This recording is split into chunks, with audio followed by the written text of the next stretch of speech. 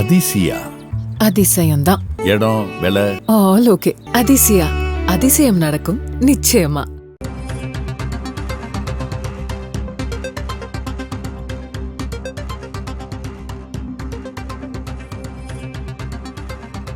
அமைச்சர் ஐ பெரியசாமி இல்லத்தில் அமலாக்கத்துறை சோதனை நடைபெறுவதாக அண்மை தகவலை பார்க்கிறோம். அமைச்சர் ஐ பெரியசாமியின் இல்லத்தில் அமலாக்கத்துறை சோதனை நடைபெறுகிறது. கூடுதல் விவரங்களை செய்தியாளர் முருகேசனிடம் கேட்டு பெறலாம். முருகேசன், சோதனையின் பின்னணி என்ன? கூடுதல் விவரங்கள்.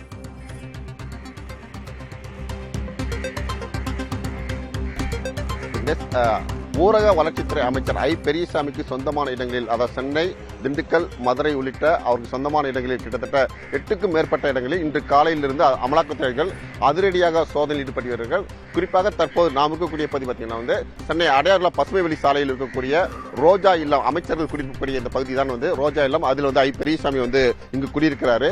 இந்த சோதனை நடைபெறக்கூடிய இந்த சூழலில் அமைச்சர் அவர்கள் திண்டுக்கல் ஆத்தூரில் உள்ள அவரது வீட்டில் தான், சொந்த வீட்டில் தான் இருக்கிறார்.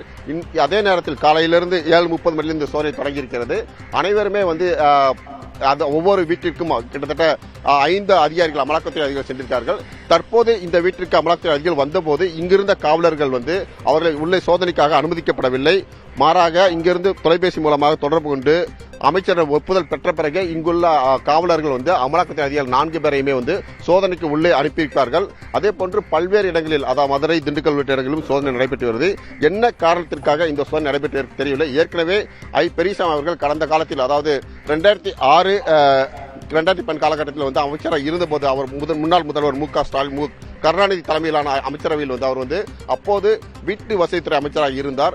அந்த சூழலில் முதலமைச்சரின் பாதுகாவலர் இருந்த கருணாநிதியின் பாதுகாவலர் அதிகாரி ஒருவருக்கு வீட்டு மனை ஒதுக்கிய தொடர்பாக ஏற்கனவே அவர் மீது வழக்கு பதிவு செய்யப்பட்டு விசாரணை மேற்கொள்ளப்பட்டது.